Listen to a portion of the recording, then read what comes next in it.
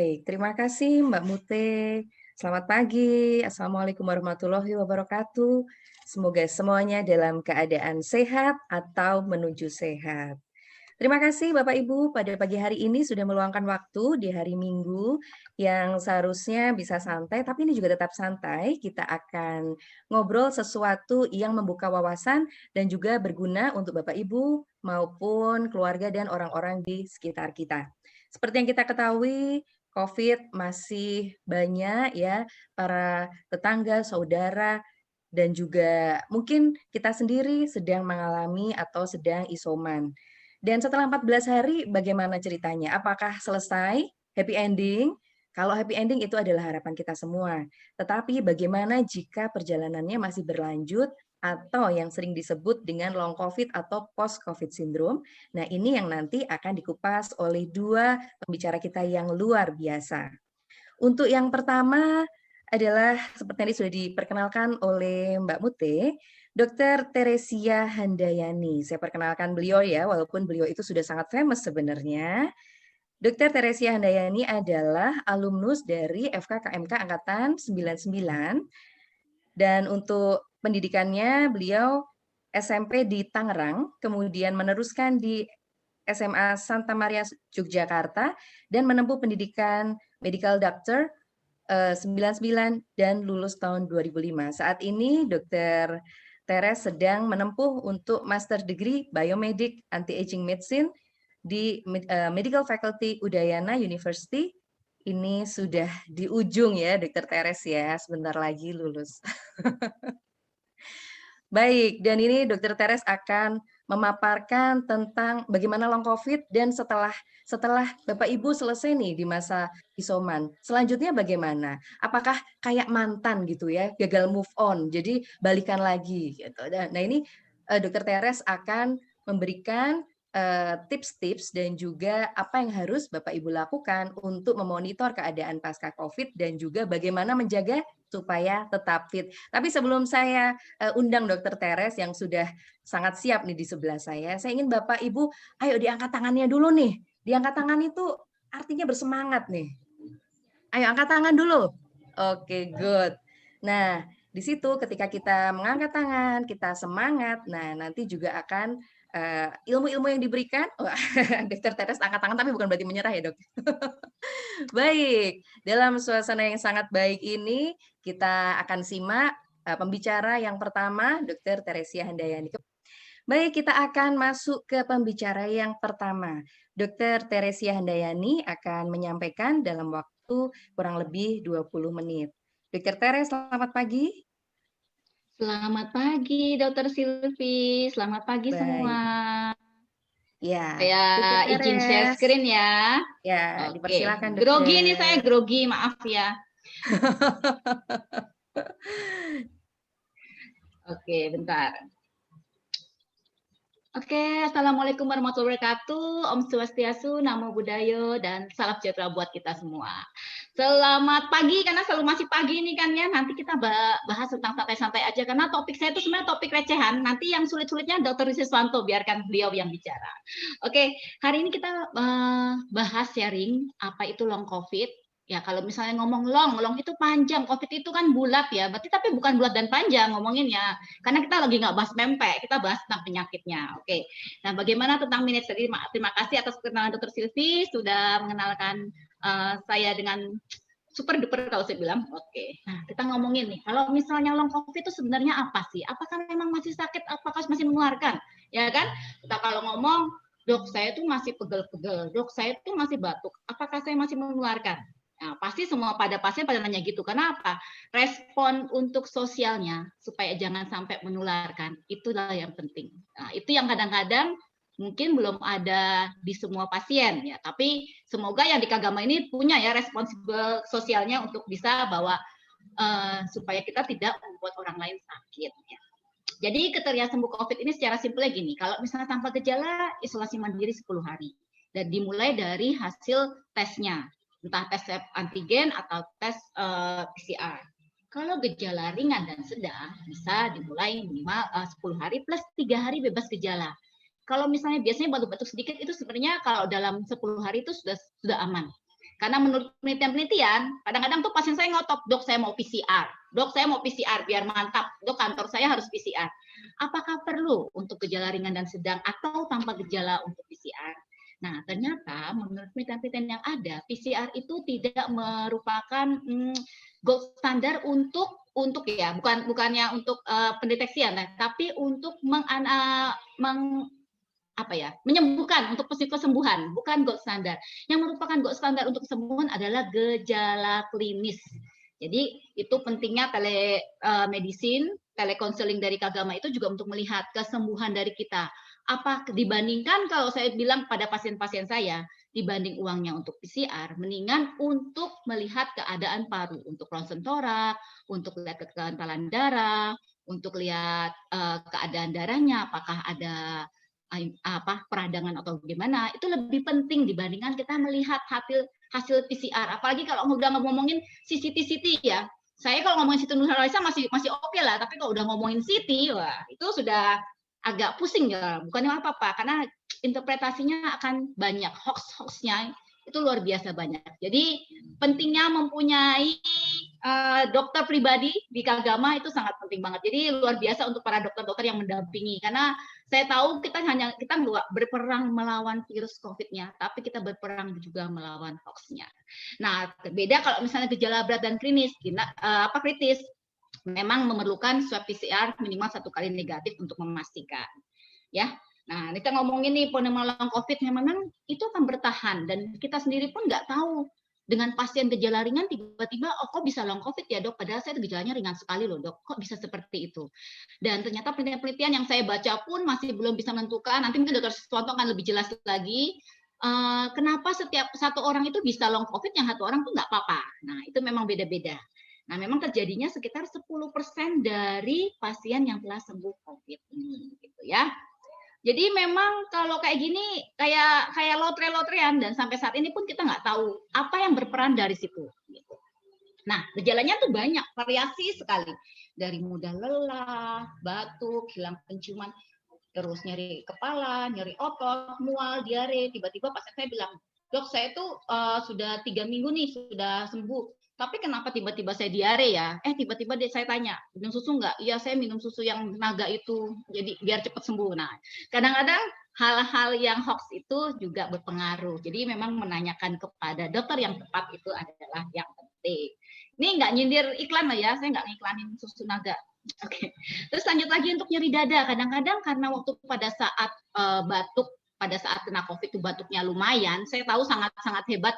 Pasien saya kalau ngedengerin, dok batuk saya seperti ini, mereka merekam suara atau video itu memang sangat-sangat berat, dan saya sangat-sangat merasa itu sangat luar biasa, dan itu membuat mungkin otot dadanya juga terkena gitu. Jadi akan efek-efeknya nafasnya sudah enak dok, tapi kalau nafas masih agak sakit. Ya istilahnya kayak kecetit lah, tidak ada ototnya. Itu istilah simpelnya itu ya.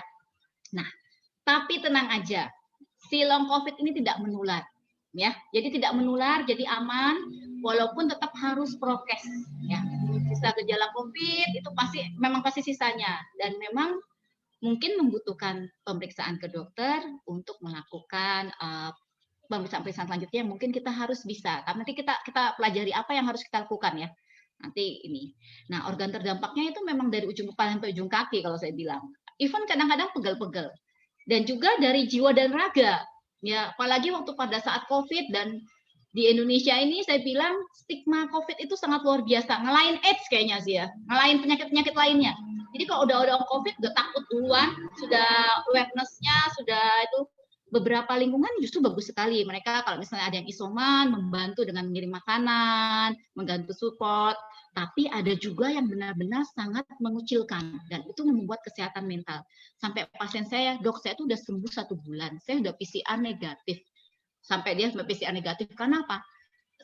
Saudaranya nggak mau ketemu dia, kalau misalnya dia belum PCR negatif. Terus saya bilang, sekarang kan memang PPKM ya, tidak boleh ketemunya online saja cukup. Nah, tapi kadang-kadang merasa dari segi kesehatan mental itu akan terganggu sekali, karena merasa sangat diasingkan dan dilupakan. Nah, itu poin pentingnya. Kadang-kadang mungkin dari organnya nggak terlalu, tapi dari kesehatan mentalnya perlu kita Ya, terus faktor risikonya nih, faktor risiko kita lihat nih, ternyata hipertensi itu banyak dari pasien-pasien yang hipertensi akan menuju ke long COVID juga. Obesitas.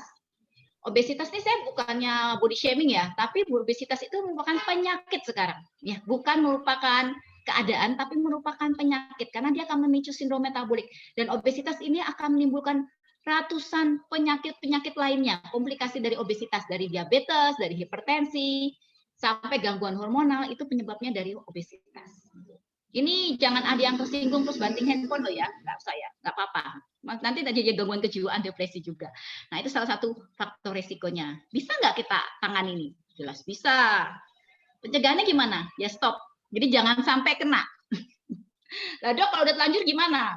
Ya pertama memang kita harus prokes yang bagus, walaupun sudah pernah kena, jangan sampai kita kena lagi, karena bisa sekali kena. Ya, bisa kena berkali-kali. Reinfeksi namanya. Beda sama long COVID, reinfeksi namanya. Nah, itu bagaimana mencegahnya hanya dengan prokes dan vaksinasi yang bagus. Prokesnya itu memang benar-benar harus amat sangat bagus sekali. Bahkan ada beberapa dokter itu pun kalau di ketularannya itu sebenarnya bukan di rumah sakit ya. Rumah sakit sangat amat sangat prokes, tapi justru ketularannya adalah di lingkungan rumah. Nah, lingkungan rumah yang kita abai karena kita merasa nyaman, merasa lengah ternyata di rumah. Jadi memang pencegahan dari semua ini adalah kita stop COVID-19 dan nggak bisa sendiri, harus semuanya. Nah, gimana nih kita? Pertama memang jelas lah. Ini bidangnya saya di wellness clinic adalah healthy lifestyle ya. Healthy lifestyle kita perlulah diet. Diet itu bukan berarti kita mengurangi makan, tapi diet itu memanajemen makan kita. Manajemen makan kita, mengatur makan kita supaya makan kita ideal dengan masing-masing individu. Karena sangat spesifik, nggak bisa kita samain. Misalnya nih saya dengan Dr. Silvi ya nggak mungkin makannya sama jenis-jenisnya, suplementasinya. Jelas mungkin berbeda karena sangat-sangat individual sekali. Olahraga juga sangat individual. Jadi kita bisa samakan, misalnya saya dengan yang lain itu nggak mungkin bisa disamakan karena sangat spesifik. Nah itu gimana sih kita mengeceknya ya? Biasanya memang ke dokter-dokter untuk wellness klinik ataupun ke dokter spesialis olahraga atau rehabilitasi klinik itu juga akan mengecek. Jadi ada namanya prescription khusus, resep khusus untuk olahraga dan diet. Gizi klinik juga bisa. Nah, terus apa lagi yang kita lihat nih? Manajemen sleep, jelaslah tidur itu amat sangat penting sekali. Kalau saya itu, ini kemarin karena saya belum sempat ngerjain sampai jam 12, saya merasa berkurang ini, kerut-kerutnya langsung timbul gitu. Enggak nih. Jadi tidur itu sangat penting sekali. Jadi minimal 7 jam itu sangat penting. Dan irama sirkadian, irama kita tidur, bangun tidur itu memang harusnya bagus. Itu akan membuat hormon-hormon kita juga akan bekerja dengan bagus sekali. Nah, terus ada lagi nih, stres. Nah, ini paling susah nih dok, saya aja juga stres. Sebenarnya jujur, sebagai nakes ini stresornya amat sangat tinggi sekali. Apalagi dengan kalau kita lihat di di medsos-medsos yang ada beberapa golongan yang menyudutkan nakes, itu sangat sedih sekali. Padahal kita melihat di rumah sakit, bahkan saya pun kalau merujuk pasien isoman saya yang benar-benar membutuhkan pertolongan, membutuhkan UGD itu sangat sedih karena harus banyak menelpon teman-teman sejauh ada rumah sakit kosong apa sampai dicek-cek semua dan itu membutuhkan effort yang sangat tinggi dan itu kesedihan kita. Kenapa kita tidak bisa menangani pasien ini dengan lebih baik dengan alat yang SDM yang lebih baik di rumah sakit? Ya di situ stres-stres juga akan timbul. Nah yoga ini salah satunya nih, yoga juga membantu. Saya suka yoga juga misalnya. Nah ini yang saya bilang, pertama kita harus healthy eating plate. Setiap orang berbeda, kebutuhannya memang harus dihitung masing-masing, ya kan? Tapi yang jelas adalah kita harus membanyakin memang mengurangi gula dan stay aktif. Kita butuh lemak nggak? Butuh. Kita butuh protein nggak? Jelas. Karbohidrat kita butuh nggak? Butuh. Apalagi pada pemulihan masa sakit, umumnya ada beberapa teori, itu memang harus mengurangi gula. Jadi kadang-kadang pasien saya memang ini masih pro kontra, tapi beberapa penelitian memang diet-diet tertentu yang less sugar, less karbo dan tinggi protein itu membantu mempercepat penyembuhan. Ya, nah ini contoh yang ini kita bisa lakukan. Kita nggak cuma pas sakit aja melakukan ini. Nah, salahnya ada berkah juga di dalam pandemi ini, yaitu bahwa orang-orang sudah awareness, sudah ada kesadaran untuk hidup sehat. Kalau dulu saya nyuruh vaksin dewasa aja susah banget. Saya minta diet aja, aduh dok itu nasi padang masih enak. Iya saya juga doyan kok nasi padang sih, gitu kan. Itu masih enak banget. Tapi bagaimana sih kita mengelola semua itu supaya pas kadarnya. Nah sekarang di era pandemi ini kita bisa lihat awareness orang sama kesehatan itu sangat luar biasa. Jadi minum vitamin, ya suplementasi, terus dengan pola hidup yang lebih sehat itu akan lebih bagus lagi. Jadi vitamin, makanan yang cukup, diet yang bagus, sayur-sayur dan buah-buahan yang cukup minimal setidaknya 5 kali, 5 porsi sehari itu sangat penting banget. Kurangilah makanan-makanan yang enak-enak itu yang gambarnya di bawah. Harusnya memang nggak boleh ada ininya ya, karena saya nggak iklan kan ya. Itu sebaiknya dikurangi saja, karena memang makanan-makanan yang berpengawet, makanan-makanan yang mengandung gula itu memang tidak terlalu bagus buat tubuh. Bahkan beberapa kalau pada wanita saya selalu ngomong gini, gula itu akan membuat kerut. Gampangnya gitu, kalau buat kesehatan sama lah, kesehatan orang pada susah, ya kan? Gula itu akan membuat kerut karena dia itu akan merusak kolagen kulit kita. Jadi harus mengurangi gula dari sekarang biar kulitnya bagus. Itu kalau pada wanita. Nah, kalau pada bapak-bapak gimana? Saya bilang gula itu akan menimbulkan diabetes. Diabetes itu akan membuat salah satu komplikasinya adalah disfungsi ereksi. Nah, jadi selalu bilangnya yang jelek-jeleknya dulu yang banyakkan itu. Jadi memang hal ini adalah yang paling penting. Diet, kesehatan yang tadi 4 pilar itu penting semua. Ya.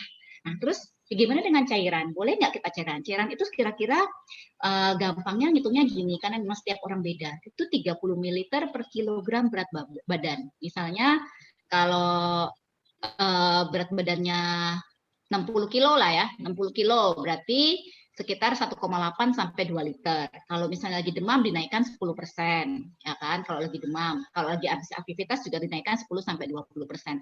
Boleh nggak dok berlebihan cairan itu? Sangat tidak disarankan. Kenapa seperti itu?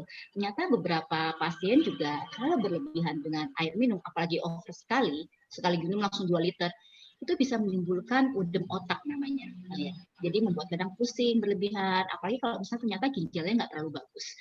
Jadi memang yang pas itu yang paling penting.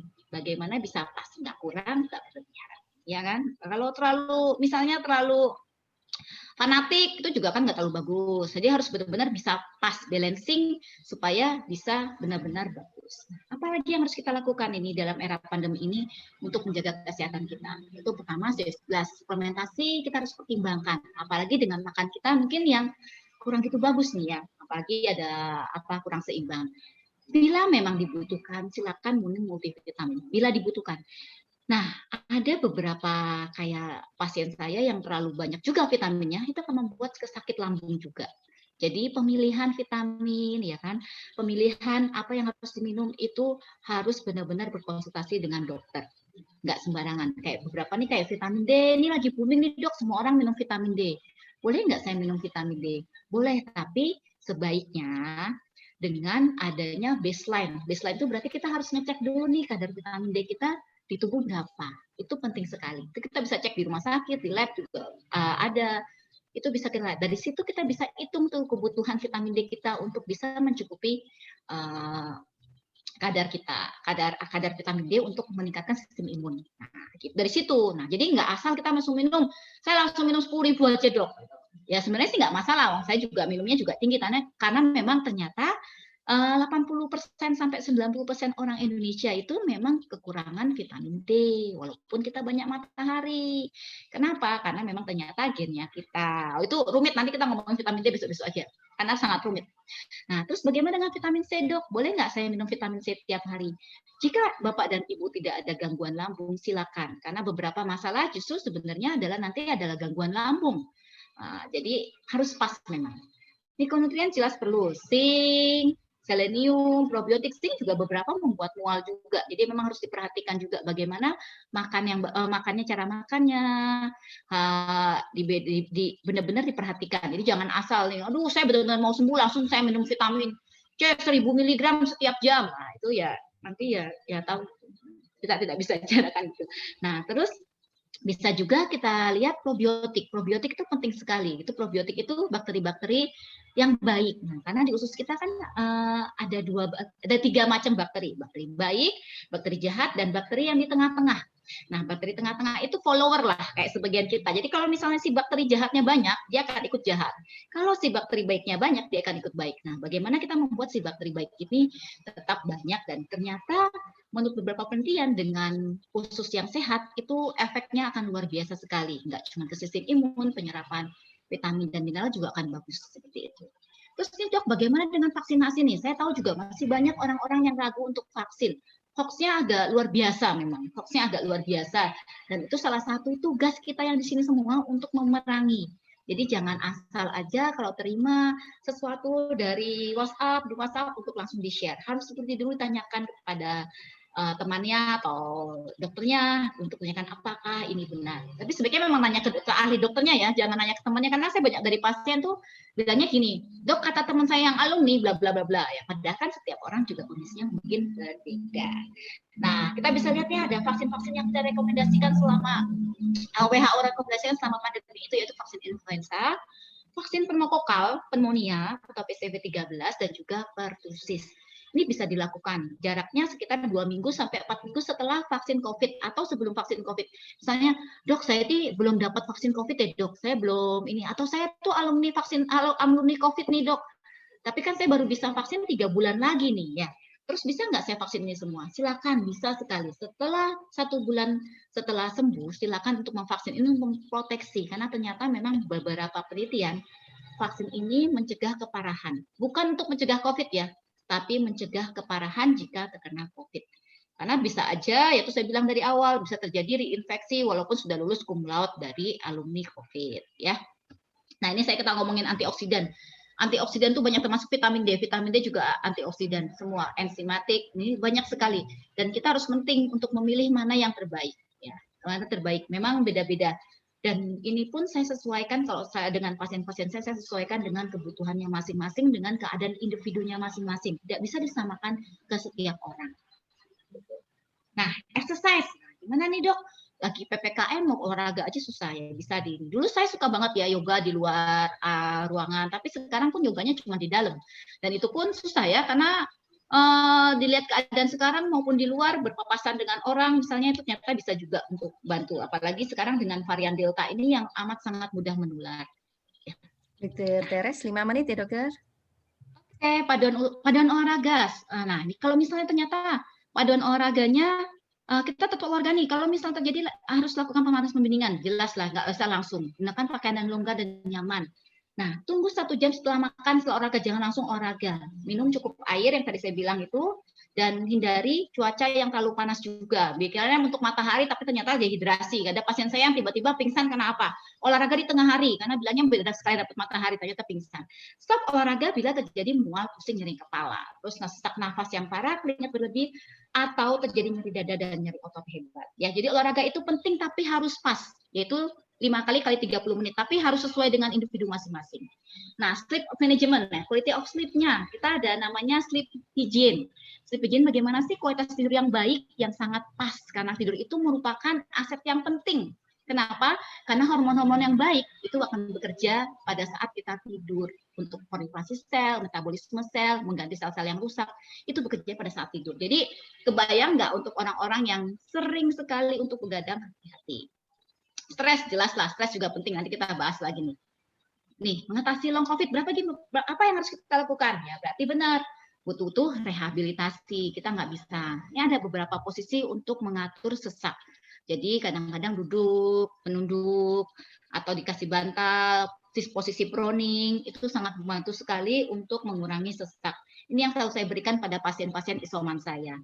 Nah, kalau misalnya dok nih, beberapa terutama untuk pasien-pasien COVID yang berat dan kritis ya, akan terjadi perubahan suara dan sesak. Pertama apa? Nah, latihannya adalah latihan menyanyi di kalau apa di tempat mandi. Saja nyanyinya cuma bisa di kamar mandi, karena kalau di luar yang nyanyi semuanya tutup telinga atau pergi gitu, karena pusing. Cobalah untuk nggak berbisik, berbicara seperti biasa, tidak ada penekanan, itu akan membantu sekali untuk pita suara kita untuk melatih.